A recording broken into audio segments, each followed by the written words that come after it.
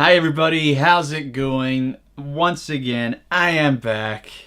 Rejoice, rejoice. But no, seriously, yeah, 2 videos in 1 week, that's quite strange for me, but I'm trying some new things. I've tried rearranging my lifestyle outside of YouTube so I can make room for some more videos, so hopefully we can keep that up, but time will tell. Hopefully we'll find out. So today's video, as you can probably see in the title, is called the Movie Tag Q&A, and it's basically where you answer a ton of movie related questions and then tag other YouTubers at the end, and hopefully they'll keep the chain going and do the exact same thing. And I was tagged by a fellow YouTuber, Sarah Starkiller. Thanks for that, by the way. Definitely check out her channel. I'll leave a link in the description below. She does movie reviews as well. She does Blu-ray hauls and a ton of other really cool videos. So yeah, definitely check out her channel. Like I said, link below. Anyway, I'm going to get started because there's a lot of questions and not much time. Right, so to start us off, the first question, what's your favorite movie of all time? And to be honest, it depends what mood I'm in. It's probably like most people. It depends how they're feeling that day.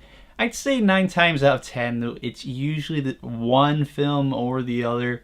And one of them's in a later question, so I'm not going to bother saying that one now. So the other is The Big Lebowski. I loved that movie so much. I remember the first time I watched it when I was about 17. My sister loaned me her copy of the DVD, said, "I think you'll like this," and I was like, yeah, sure, why not? I've never heard of half these people, but I'll give it a go. I'm not doing anything else. And I loved it straight away from the get-go. The characters, the story, which people say makes no sense. I think it makes perfect sense, but that's a story for another day. I'm still so surprised and frustrated to this day that Jeff Bridges was not nominated for an Oscar in that role. I mean, he becomes that character, the dude. And with the dialogue, I love how the Coen brothers actually wrote every single line down to a T. So basically, every single dude and man, they wrote every single one in there, so each one has a purpose. It's not like one of these stoner comedies, like a normal stoner comedy where they just improvise and it's dude here, dude there. No, they had every single dude, or most, maybe there's a couple, but 90% of it was all scripted. And yeah, it's just incredible to watch. I'd say in the last 7 months I've watched the movie 7 times, once each month, because I kept finding friends who hadn't seen it before, and I basically was like, well, another excuse to watch this movie I love. They've not seen it, they need to see it, especially if they're going to be friends with me. And yeah, we're going to sit back, order some pizza, watch The Big Lebowski, and have a good night. But yeah, even if they don't like it, as long as they've watched it, we're friends. So the second question is, what's your favorite scene from that movie? That's a tough one. I did have to think about it for a while, but the one that stands out to me is the scene where Walter, played by John Goodman, and the dude, Jeff Bridges, they're interrogating a little kid because they think he stole the money that was in the trunk of the car. And it makes me laugh every single time, even though I know what's going to happen. Spoilers if you've not seen this movie, by the way, but I just love how Walter and the dude, when they're sitting on the couch, how Walter's just like, is this your homework? Is this your homework? Is this your homework, Larry? It's just how he keeps a deadpan face for that entire scene, I have no idea. And then the dude is just like, we already know it's his homework. Where's the money, you little brat? It's just, it cracks me up every time. And then just how quickly it escalates. Walter goes completely berserk and thinks that he has spent all that money on that nice new car. The kids spent all the money on the nice new car, and they go out and he just destroys the car, and then it's just that random neighbor who's not done anything wrong. It's it's just like, I bought that car last week. It just gets me every time. Just thinking about it is making me laugh. I want to go watch The Big Lebowski after this. Yeah, screw it. I'm doing it. Third question, your favorite actors and actresses. Right, okay, so favorite actor is definitely Jeff Bridges. Because other than The Big Lebowski, I just love the range of his work. He got such a diverse filmography. You've got The Big Lebowski, Tron, Crazy Heart. Man, that guy can act. It's crazy. One of the things I've always wanted to do is watch every single movie that man has acted in, and every time, even if the movie's not great, he has given it his all. He's never phoned in a performance from any of the ones I've seen. And probably my second favorite actor is Robin Williams. I remember being absolutely devastated the day that he passed away. And yeah, I don't think I've ever been as upset so far by a celebrity death as much as I was on that day. I actually cried when I found out he was dead. It's weird because I never knew him personally, but it's just like, it felt like I knew him because of all the films I'd seen him in on screen. But yeah, I just thought he was so funny, and he could just improvise so many funny lines all the time and just make everybody laugh. But there is one film which nearly contended for my number one film of all time with the Big Lebowski, and sometimes it is my number one film, which is The Fisher King. And I'm just so frustrated when I hear that hardly anyone's heard of it or seen it. And yeah, because it stars Robin Williams, Jeff Bridges, two of their best performances they've ever given. I think they both won Golden Globes. I know they were at least nominated for them. It's just such an incredible movie by Terry Gilliam. The writing's really good. The performances, Robin Williams, I've never seen a homeless person portrayed so well, and Jeff Bridges plays this character who has such a fantastic character development in that film. I don't know what to say without spoiling it, but that is a movie I think I would like to review on my channel, just to get it out there so more people will watch it. But I just love how it also spawned a true real life friendship between the two of them. And actresses, one I would say is, depends on the movie, but Reese Witherspoon. She has been in some really good films like Walk the Line, Mud, which is a really super underrated film, Freeway with Kiefer Sutherland, a very, very creepy performance by Sutherland in that film. I remember her being good. I've not seen it for way too long. I don't even actually remember anything about it, just enjoying it at the time. Don't know if I would now.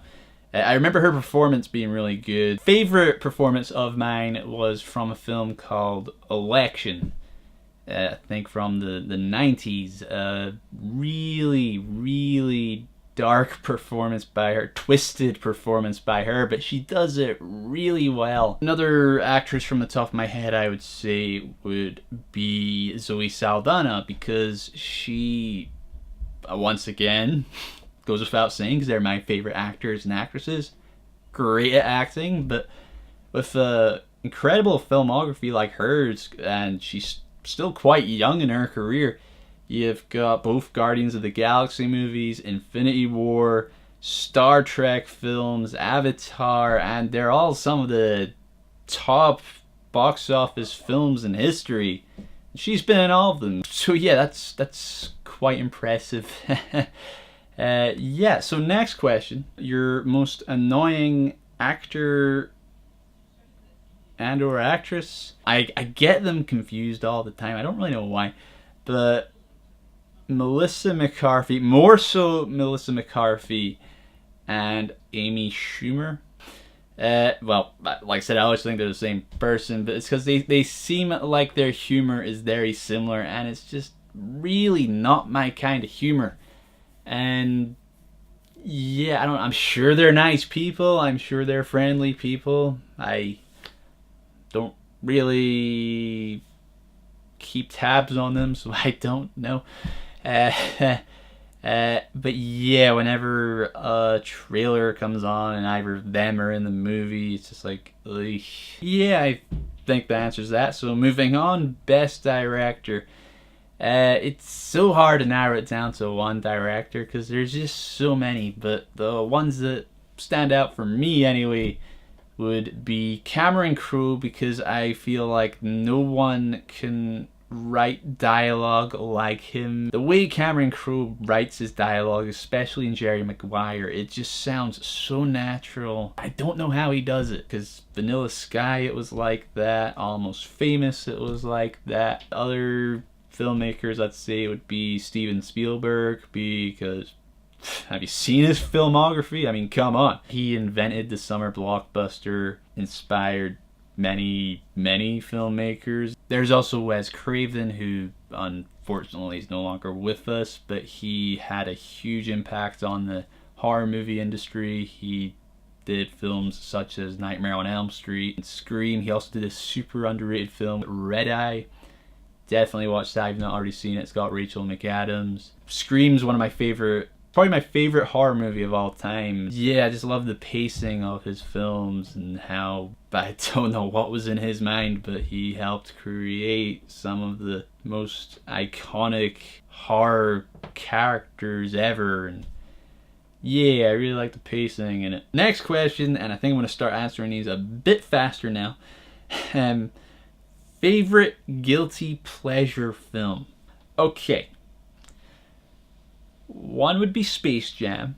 It's Michael Jordan playing basketball with the Looney Tunes. I don't think I need to say anything more about that. Favorite tearjerker? Because we all need a good cry now and then. Stand By Me. I probably watch that I don't actually watch that often, probably once every 5 years or so. It makes you feel like a kid again when you're watching it, but then it's just got that gut-wrenching ending where it's like, yeah, we're all getting old now, and this is what happened to him, and that's what happened to that kid, and yeah, you can kind of see that in real life too. When you look back, you're like, oh yeah, I wonder what happened to them. You look on Facebook, it's like, okay. Or you just hear about something that happened to someone. Right, moving on to hopefully a cheerier question. Your favorite character from a movie that scared you the most? Okay, so mine would be The Evil Dead, which, I'm going to be honest, I saw properly for the first time last year, but probably terrified me the most out of any movie I've ever seen. It just gets my skin crawling every time, but it's the Deadites. I can't remember which character is possessed at the time. I think it's his girlfriend. Someone can correct me down below if they want. But the one that's under the trap door, oh my god, that was terrifying. Like, no. That should not be allowed. Sam Raimi, what the hell was going through your head when you came up with that? No. Just no. No, right? I'm moving on because this is freaking me out. Right, so movie you love that everyone hates. Okay, movie I love that everybody hates. Is that not the same as guilty pleasure? Feels like it's the same as guilty pleasure. The live action Scooby-Doo, does everyone hate that? I feel like everybody hates that. Many people I know do not like that movie. I really liked it. I bought it on Blu-ray. I know it's got a stupid CGI dog, but I don't care because I remember growing up with that and it was cool seeing them on the big screen. And yeah, I just love how cheesy and funny that is. Next question. We're getting there. Movie you hate, everyone loves. Okay, this is where I'm going to lose a lot of subscribers or get a lot of hate for it. Everyone was raving about it. It was at the Oscars. See, I'm doing suspense here. It won many awards, including Best Picture. That's right, The Shape of Water. I saw it, did not like it at all. Okay, I'll admit it looked cool, but yeah, no, I just don't like that movie. It's just some woman that wants to have sex with a man fish thing. Yeah, and I remember watching it with a couple of friends. One loved it, one like me did not. And I remember discussing it with the other one who did not, and we both agreed there are so many plot holes that don't make any sense. And the fact that she can walk in and out and visit this creature whenever she wants, and they've already 10 minutes before that made a big deal about how it's a government secret and had its own escort to get there. And it's like, if it really was a government secret of the military, they would have better security than that. They would at least have a security guard or cameras, security cameras. Also, the whole thing where her friend, her best friend, the I can't remember, the old guy, yeah, him, it eats his cat, and he's okay with it. Yeah, I think he said something like, yeah, that's just the way of life, that's nature. If you ate my cat, I would eat you. Okay, I'm sorry, he just handled that way too coolly. I was like, no, that would not be a reaction you would have. I'm sure people are screaming at me right now, but yeah, it feels good to let it out. I want to assume all dislikes for this video were from this bit, but if you know me, you won't do it anyway because I was honest. We like honesty here. Let's promote honesty. But if you love those movies, good for you. I am okay with that. There are movies I love that others hate and can tear apart. That's fine. You loved it. I'm happy for you. You've watched it many times. I'm happy for you. But yeah, it's just not for me. Not gonna argue that much with you. Maybe a little bit, but not much. Yeah, right, so moving on before I lose all my subscribers. Favorite animated movie, and for me, this is what I was saying in the first question, which is tied for my favorite movie of all time. I'd actually say this is my favorite movie of all time, but it's animated, it's not live action. The Lion King. And that's because, thanks to The Lion King, I am here before you right now. I am talking to a camera. I am interested in movies and I want to be a filmmaker, and I am a filmmaker. I remember absolutely loving the movie growing up as a kid. The older I get, the better it gets, and because each time I'm looking at it through like new eyes. It's one I don't want to watch every other month, maybe not even every year. It's like every couple of years I'll watch it, I'll be in a new place yet still connect to it, and I feel it's one of the only movies that I would give a perfect score to. It's, as far as I'm concerned, it's flawless. And then I saw the Broadway musical, and that's the moment I decided I want to be a filmmaker, because if you've not seen the Broadway musical, and if it's touring to your country, or if you're in New York, go see it. It's expensive, but it's definitely worth the money. It explores much more darker themes than the movie. There's new songs in there. There's a whole thing how Simba, he feels like guilty for what happened and suicidal even, and putting his friends in danger. And it's just like, yeah, I love how it went to that darker place and it just made me see how much you can change and adapt and just make a film like The Lion King that should be impossible to put on the stage, and it worked. I don't know why I don't want to have a job doing something more like that on the stage in the theater, but I chose filmmaking instead for some reason. I don't know, it doesn't make sense to me either, but that's what happened. Actor and actress crush. Oh yeah. That was creepy. Right, okay. Actor, this is one I did not write down because I wanted to wing it. Actor crush, I guess you have to answer both. So, actor crush, Dwayne "The Rock" Johnson, because everybody loves Dwayne "The Rock" Johnson, okay? It's The Rock. And actress crush, I'd say it's a draw between Rachel McAdams and Mila Kunis. Yeah, don't think I have to elaborate anymore on that. So yeah, favorite movie villain, Scar. It's not live action, but it's a really good character. He's the brother of the king. He's the scheming uncle. He can sing. Everyone likes a villain that can sing. And yeah, he's just really well written. What movie surprised you the most? I would say Dread with Carl Urban. I remember seeing the trailers thinking that looks not very good.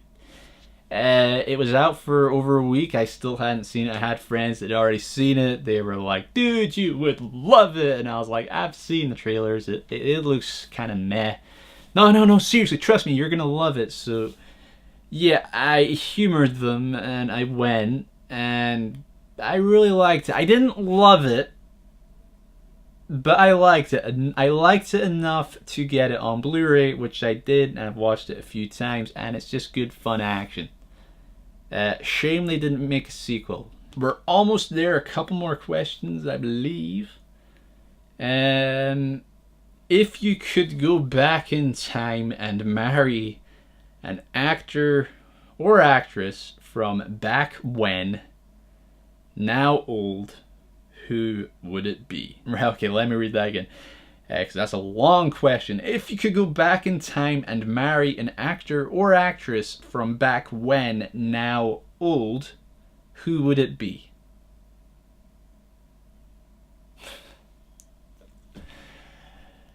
Okay, right. Who would it be?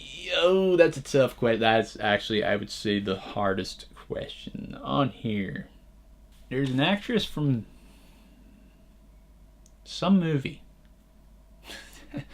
Yeah, no, that's right. You heard me. No, right. It is. Ooh, yeah, I'm gonna have to Google this one on my phone. I'm sorry. Yes, you can hate me. You can curse me. But I'm doing it. Found it. It's she. The actress's name is Anne Margaret, and she was in Viva Las Vegas with Elvis Presley. And yeah, I guess I'd go back in time and marry her. Does that mean I would bring her back with me, or I would go back in time? Let's read the question again. I think I'm overthinking this question. If you could go back in time and marry an actress from back when, now old, who would it be? Yeah, it never actually says if you bring them back with you or if you stay back in time. Oh yeah, it'd be Anne Margaret. We would probably get along for about a week. I'm guessing. It sounds like, I don't know, this marriage thing, it sounds like it's forced, and I've not been in a relationship that lasts longer than 1 week, so yeah. Probably wouldn't end too well. It would actually, it's probably gonna go down like the "She Really Loves Me" scene in Viva Las Vegas. Just Google that, and yeah, you'll see how it goes. So she would probably leave me because we both realized that we know nothing about each other, and I don't know how much we have in common. So yeah, she would leave me. I'd go in a complete depressive state. I would try doing some more time travel and probably mess up the whole space-time continuum. And yeah, I overthought this question. Really overthought this question. So that's your answer. Anne Margaret. Yeah, okay. Anne Margaret. That's the answer. Okay. Moving on. Final question.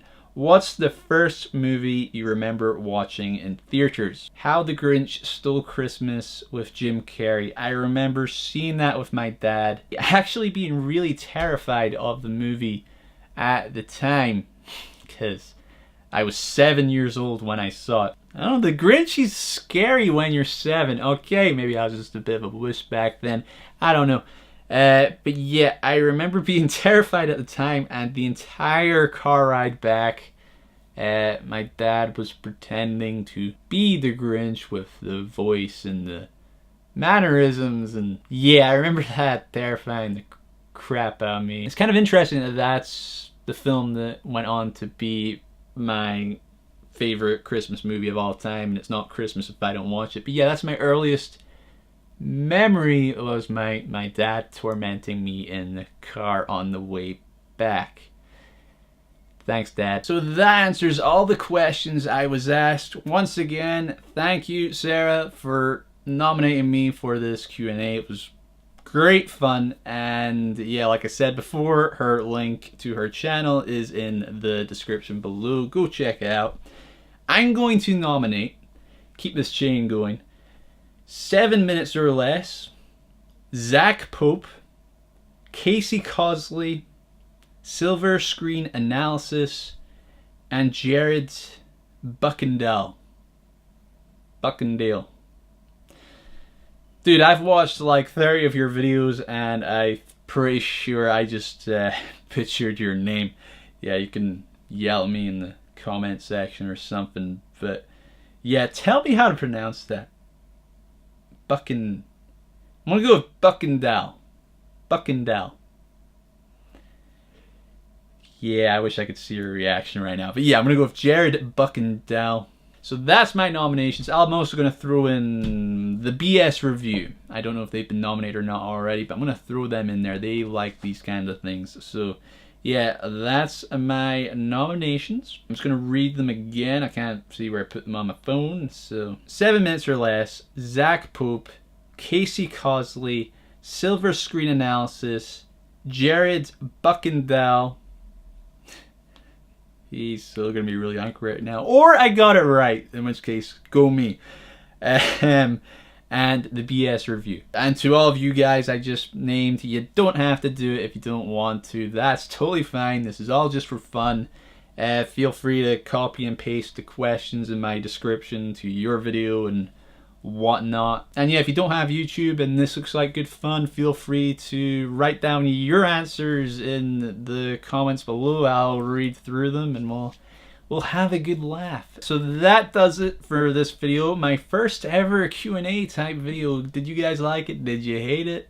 Let me know in the comments below. Hope you enjoyed it. If you did, make sure to hit that like button, subscribe to my channel so you can keep up to date with all my future videos and all that jazz. You can follow me on social media at FraserJub on Instagram, Facebook, and on Twitter.